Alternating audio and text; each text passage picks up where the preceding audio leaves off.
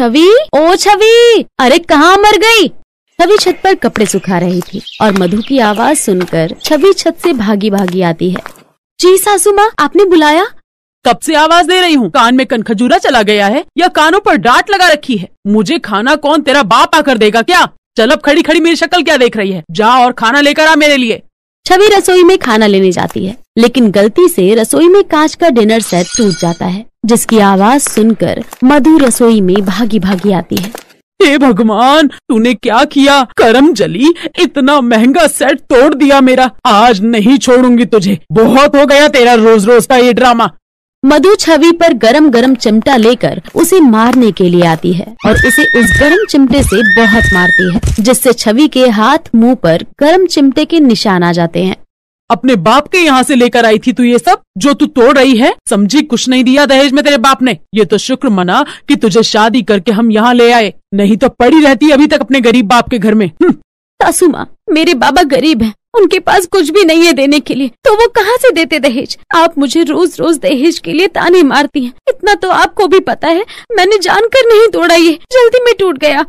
आने दे आज सौरभ को, उसको बताऊंगी कि कैसे कैंची की तरह जुबान चलने लगी है अब तेरी। थोड़ी देर बाद सौरभ काम से घर आ जाता है और उसकी माँ उसके आते ही घड़ियाली आंसू बहाने लगती है। माँ क्या हुआ, तुम रो क्यों रही हो? आज फिर इसने कुछ कहा क्या आपको? बेटा, तेरी बहू मुझसे जुबान चलाने लगी है। अब मेरे इतने बुरे दिन आ गए क्या कि मैं इसकी सुनूं? न खाना देती है और खाने को मांगू तो मुंह चलाती है कैंची की तरह। नहीं सौरभ जी, ऐसा कुछ नहीं है, सासू माँ झूठ बोल रही है, बल्कि इन्होंने मुझे गरम चिमटे से मारा है, ये देखिए निशान। और फिर सौरभ गुस्से में डंडा उठाता है और छवि को मारने लगता है। फिर जैसे तैसे छवि अपनी जान बचाकर वहाँ से अपने मायके आ जाती है और कुछ दिन बाद अपने पति से तलाक ले लेती है और अब अपने मायके में ही रहने लगती है। छवि की एक छोटी बहन और भाई था। उसके बाबा गरीब थे, जो कि गोलगप्पों का ठेला लगाकर अपने परिवार को जैसे तैसे पाल रहे थे। और रोज की तरह एक रोज जब छवि के बाबा ठेला लेकर वापस लौट रहे थे, तभी अरे राधा, ये तो वही है ना जिसकी जवान बेटी ससुराल छोड़कर मायके में पड़ी है? हाँ वही तो है, जरूर कोई नुक्स होंगे लड़की में, तभी तो ससुराल वालों ने निकाल दिया उसे। न जाने आजकल के माँ बाप को भी शर्म नहीं है, जो घर में बैठा लेते हैं शादीशुदा बेटियों को। अब तलाक लेकर बैठ गई सारी उम्र यहाँ। इतना सुनकर छवि के बाबा घर आ जाते हैं और खाना खाकर सोने के लिए चले जाते हैं, लेकिन सारी रात उन औरतों की बातें उनके कानों में गूंजती रहती हैं और वो रात भर इसी चिंता में रहते हैं। और उस रात वो ऐसी गहरी नींद सोए कि वो कभी जागे ही नहीं। अटैक पड़ने के कारण उनकी मौत हो चुकी थी। पति की मौत के बाद छवि की माँ भी गुमसुम रहने लगी और एक दिन पता चला कि उन्हें कैंसर है। अब माँ ने भी बिस्तर पकड़ लिया। दीदी, बाबा हमें छोड़कर चले गए और माँ भी बीमार पड़ गई है, अब हमें कौन पालेगा? तभी छवि रोती हुई कहती है, पायल मैं हूँ ना, तुम दोनों क्यों चिंता कर रहे हो? एक दिन, दीदी बहुत तेज भूख लग रही है, खाने के लिए कुछ दो ना। छवि अंदर रसोई में जाती है तो देखती है कि खाने के लिए तो कुछ भी नहीं था। फिर वो मन ही मन सोचती है, बाबा भी हमें छोड़कर चले गए, माँ ही बची थी, वो भी बीमार हो गई और अब रोहन को भी भूख लग रही है। घर में कुछ नहीं है खाने के लिए, मैं रोहन को क्या ही दूं? फिर छवि पास की एक दुकान पर घर का राशन और सब्जी लेने जाती है, पर पैसे न होने के कारण वो दुकान वाला भी उसे भगा देता है। अब मैं घर क्या मुंह लेकर जाऊंगी? रोहन फिर भूख के लिए बोलेगा। नहीं, मुझे कोई काम ढूंढना होगा, तभी पैसे मिल पाएंगे।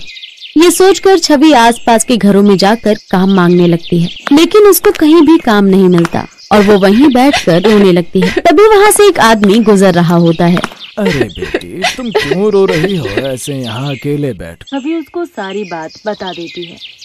एक काम करो, मैं तुमको कुछ पैसे दे, तुम इन पैसों से थोड़ा राशन पानी ले जाओ। नहीं नहीं अंकल, मैं ऐसे पैसे नहीं ले सकती, और फिर ये तो रोज का है, अब घर में खाने के लिए तो पैसे रोज चाहिए। आप मेरी मदद करना चाहते हैं तो मुझे बस कहीं काम दिलवा दीजिए, इतनी सी मेहरबानी कर दीजिए बस।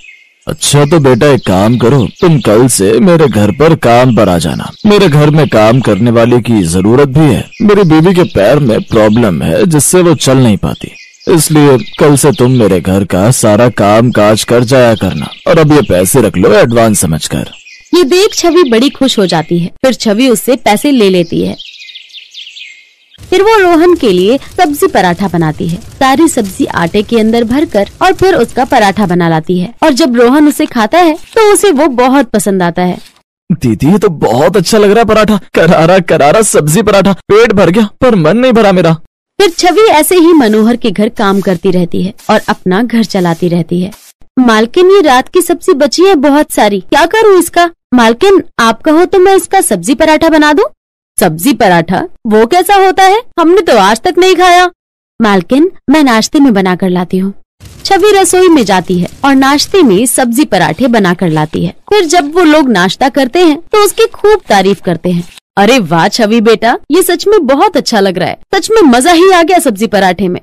क्या बात है बेटा, ये तो सच में बहुत अच्छा बना है। ऐसा लग रहा है मानो तुम्हारे हाथों में जादू हो, जादू। ये सब सुनकर छवि बहुत खुश हुई और आकर उसने ये सारी बातें घर पर बताई। फिर रोहन बोला, दीदी मैं तो पहले ही बोल रहा था, अब बहुत अच्छा सब्जी पराठा बनाती हो, पेट भर जाता है पर मन नहीं भरता। अरे पगले, बस भी कर, इतना भी अच्छा नहीं बनाती मैं कि रेस्टोरेंट जितना तारीफ कर रहा है मेरी। रेस्टोरेंट का नाम सुनकर पायल सोचने लगती है और कहती है, दीदी मैं सोच रही थी कि क्यों ना हम भी अपना सब्जी पराठे का एक ठेला लगाएं। अरे नहीं नहीं पायल, ठेला कैसे लगा सकते हैं, अभी हमारे पास इतने पैसे नहीं हैं, इसी में हमें माँ की दवाइयाँ भी लानी होती हैं। दीदी ज्यादा पैसे नहीं चाहिए, आप एक बार सुनो तो। देखो ठेला बाबा का है हमारे पास, जिस पर बाबूजी गोलगप्पे लगाते थे, और वैसे भी अब आपकी तनख्वाह मिलने वाली है। दीदी एक बार लगा कर तो देखो, क्या पता चल जाए और लोगों को पसंद आ जाए। और आपकी मालकिन को भी तो पसंद आया था ना आपके हाथ का बनाया हुआ सब्जी पराठा। और देखो ना, आपकी मालकिन जितनी तनख्वाह देती है उससे हमारा घर भी नहीं चलता ठीक से, न माँ की दवाई आ पाती है सही से। अब छवि को उसकी बात सुननी ही पड़ी। छवि पायल की जिद से सब्जी पराठे का ठेला लगा लेती है। लोगों की भीड़ उसके ठेले पर लगनी शुरू हो जाती है। जो एक बार वो सब्जी पराठा खाता वो बार बार उसके पास जरूर आता। दीदी देखो, मैंने बोला था ना सबको आपके हाथों का सब्जी पराठा पसंद आएगा। हाँ पायल, ये सही कहा तुमने। अगर तुम न कहती तो मैं तो मालकिन के यहाँ काम ही करती रहती और हम वहीं के वहीं रह जाते। अब देखो ना, हम माँ की सारी महंगी महंगी दवाइयाँ भी ला पा रहे हैं और बाहर का किसी का भी कर्जा भी नहीं बचा, और रोहन भी अच्छे स्कूल में जा पा रहा है। बस प्रभु अपनी कृपा ऐसे ही बनाए रखना। ऐसे ही दिन गुजरते गए और उनका ठेला बहुत अच्छा चलने लगा। उसकी माँ भी अब धीरे धीरे ठीक होने लगी और सब लोग खुशी खुशी रहने लगे।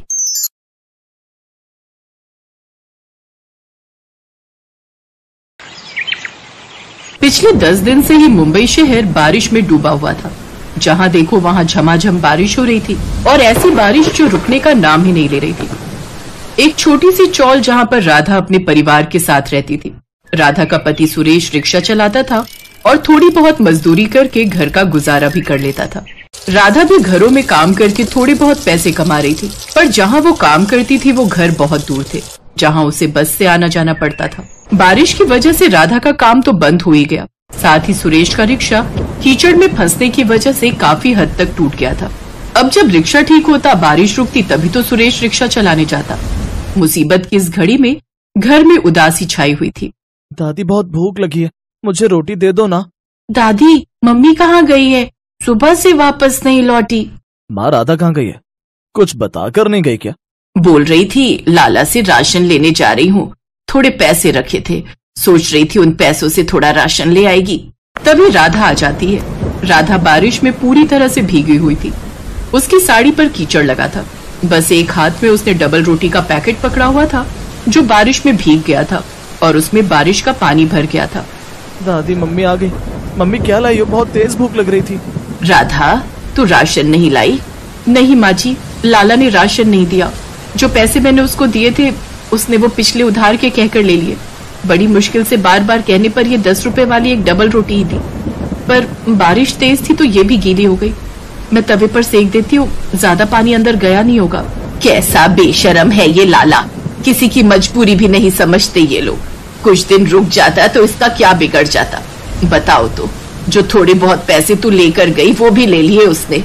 मुसीबत के समय बहुत कम लोग होते हैं जो काम आते हैं, और ऐसे लोग फरिश्ते होते हैं जिन्हें भगवान धरती पर भेजते हैं। पता नहीं हमें ऐसा कोई फरिश्ता कब मिलेगा जो हमारी मदद करेगा। माँ ये सब किताबें और कहानियों में होता है। रिक्शा बाहर टूटा पड़ा है, लाला उधार नहीं दे रहा। किसी से मदद मांगने भी जाऊंगा तो कोई मदद नहीं करने वाला। कहाँ काम ढूंढूं? बारिश रुकी तो रिक्शा जुड़वाने के लिए जाऊं, कहीं मजदूरी करने जाऊं, पर मजदूरी भी कैसे करूं? पानी सड़कों पर भरा हुआ है, हर कोई अपनी दुकान बंद करके बैठा है, कहीं भी मजदूरी का काम नहीं मिल रहा। सुबह से 4 चक्कर लगा चुका हूँ। चिंता मत कर मेरे बेटे, सब ठीक हो जाएगा। भगवान पर विश्वास रख, वो सब ठीक करेंगे। अगली सुबह राधा जल्दी उठ गई। वो बहुत चिंता में थी। वो घर से काम की तलाश में जाने लगी। तभी उसकी सास ने उसे रोक दिया। राधा, क्या हुआ बहू, तुम तैयार होकर कहाँ जा रही हो? माँ जी, कुछ न कुछ तो करना ही पड़ेगा, मुझे काम ढूंढने के लिए जाना ही होगा। ऐसे नहीं हो पाएगा, इनकी भी तबीयत ठीक नहीं है, बच्चे भी कुछ न कुछ खाने को मांग रहे हैं, घर में कुछ भी नहीं रखा। देखो बहू, मैं तुम्हें अकेले नहीं जाने दूंगी, मैं तुम्हारे साथ चलूंगी। सुरेश अभी दवाई लेकर सोया है, बच्चे भी खेल रहे हैं, तू और मैं चलते हैं, कुछ न कुछ जुगाड़ तो कर ही लेंगे। राधा और उसकी सास बिमला काम की तलाश में निकल पड़ती है। बारिश तेज हो रही थी, साथ ही सड़कें पानी और कीचड़ से भरी हुई थी। चलते चलते अचानक बिमला कीचड़ में फिसल जाती है। उसकी सारी साड़ी खराब हो जाती है, शरीर और चेहरे पर भी कीचड़ लग गया था। राधा ये देखकर घबरा जाती है। अचानक एक कार उनके पास में आकर रुकती है। उसमें से एक सज्जन व्यक्ति जो थोड़े बुजुर्ग थे बाहर निकलते हैं। अरे अरे बहन जी, आप ठीक तो हैं? मैंने देखा अचानक से आप कीचड़ में फिसल गए। हाँ हाँ भाई साहब, मैं ठीक हूँ। पता नहीं कीचड़ में गड्ढा था, तभी पैर फिसल गया। बारिश में ये गड्ढे दिखाई ही नहीं देते। मैं आप दोनों को गाड़ी में घर तक छोड़ देता हूँ। आओ बेटा, माताजी को लेकर गाड़ी में आ जाओ। बहुत बहुत धन्यवाद अंकल जी। अंकल, हमें घर तक छोड़ देंगे? भाई साहब, कीचड़ से आपकी गाड़ी खराब हो जाएगी, हम लोग चले जाएंगे। कैसी बातें करती हैं बहन जी, गाड़ी की कीमत किसी व्यक्ति से अधिक थोड़ी है, और इस हालत में आपकी मदद करना मेरा कर्तव्य है। उस व्यक्ति के कहने पर राधा और उसकी सास गाड़ी में बैठ जाते हैं। राधा और उसकी सास की बातें वो व्यक्ति ध्यान से सुन रहा था। बहू, अब क्या करेंगे, मेरी वजह से तुम्हें भी परेशानी हुई। हम दोनों घर से काम की तलाश में निकले थे और देखो मैं कीचड़ में गिर गई और हम कहीं काम भी नहीं ढूंढ पाए। अब घर में चूल्हा कैसे चलेगा? सुरेश की दवाई भी तो लानी होगी तुम्हें। हे भगवान, हमें ये दिन क्यों देखना पड़ रहा है? माँ जी, अब तो वैसे भी शाम होने वाली है, इस टाइम दोबारा कोई काम भी जाऊंगी ढूंढने तो वो भी नहीं मिलेगा। आज रात भी हमें भूखा ही सोना होगा। मोहनलाल नाम का वो व्यक्ति अब तक सब कुछ समझ चुका था। जब उसने राधा और उसकी सास को चौल में छोड़ा तो वो दंग रह गया कि राधा और उसकी सास बहुत गरीब हैं और एक टूटी हुई झोपड़पट्टी में रहती हैं। बहन जी, मैंने आप दोनों की बातें सुन ली हैं। वैसे तो मेरे साथ बहुत लोग काम करते हैं, पर पूड़ी आलू बनाने के लिए कोई अच्छा कारीगर नहीं मिल रहा। क्या आप दोनों पूड़ी आलू बना सकते हो? बारिश की वजह से कारीगर मिलना बहुत मुश्किल है। आप तो जानते ही हो, बारिश की वजह से बहुत परेशानियां चल रही हैं। लोग जगह जगह भंडारे करवा रहे हैं, इसीलिए मेरी कंपनी ऑर्डर पर खाना बनाकर भेजती है। मुझे भंडारे में बनाने के लिए रोजाना पूड़ी आलू बनवाने हैं। आप दोनों को काम मिल जाएगा और मेरा भी काम हो जाएगा। हाँ हाँ, क्यों नहीं अंकल जी, माँ जी और मैं पूड़ी आलू बना देंगे। हम तो वैसे भी काम ढूंढ रहे थे, अगर आप काम दे देंगे तो बहुत अच्छा रहेगा। तो ठीक है, मैं आपको ये एड्रेस दे रहा हूँ, आप यहाँ पहुँच जाना और वहाँ आपको और भी कारीगर मिल जाएंगे, वो आपको सब कुछ समझा देंगे। राधा और उसकी सास की थोड़ी चिंता दूर हो गई थी, अब उन्हें काम मिल गया था। राधा और बिमला दोनों मोहनलाल के बताए हुए पते पर पहुंचती हैं। राधा और उसकी सास बहुत ही बढ़िया आलू पूड़ी बनाकर तैयार करती हैं। उन दोनों के हाथ के बने हुए पूड़ी आलू सबको बहुत पसंद आए थे। मोहनलाल उन्हें मेहनत के पैसे देता है। देखिए बहन जी, आप दोनों ने बहुत मेहनत से आलू पूड़ी बनाए। मुझे आप दोनों का काम बहुत अच्छा लगा है, इसीलिए मैंने और मेरी टीम ने सोचा है कि जो भी खाना बनाने का काम आएगा उसमें आलू पूड़ी आप दोनों ही बनाएंगे। और अब आप दोनों चिंता मत करो, आप दोनों का काम सही हो जाएगा। और हाँ, सुरेश को बोलना, उसके लिए भी मेरे पास बहुत काम है, मैं उसे भी काम पर लगा लूंगा। आप तीनों मिलकर काम करना, फिर धीरे धीरे आपकी सारी आर्थिक समस्या दूर हो जाएगी। राधा और बिमला की खुशी का ठिकाना नहीं था। उनके साथ साथ सुरेश भी काम पर लग जाता है। मोहनलाल जी, आज तक मैं यही सोचता था कि भगवान के द्वारा भेजे फरिश्ते किस्से और कहानियों में होते हैं, पर आपके रूप में आज साक्षात हमने फरिश्ते को देखा है। सुरेश की आंखों में आंसू आ जाते हैं, साथ ही राधा और बिमला भी रो पड़ती हैं। अरे नहीं नहीं बेटा, सब भगवान ही करते हैं, मैं कोई फरिश्ता नहीं हूँ। मैं तो धरती पर बस अपना कर्म कर रहा हूँ। बस मेहनत करो, देखना भगवान तुम्हें और भी ऊंचाइयाँ देंगे। जीते रहो बेटा। उसके बाद से राधा और बिमला ने मोहनलाल के पास पूड़ी आलू बनाने का काम संभाल लिया और सुरेश भी मोहनलाल के पास काम पर लग गया। मेहनत का फल उन्हें मिल गया। कहते हैं, जब व्यक्ति में कुछ करने का दृढ़ निश्चय हो तो मौसम भी उसका कुछ नहीं बिगाड़ सकता। भले ही गर्मी, सर्दी या फिर भयंकर बारिश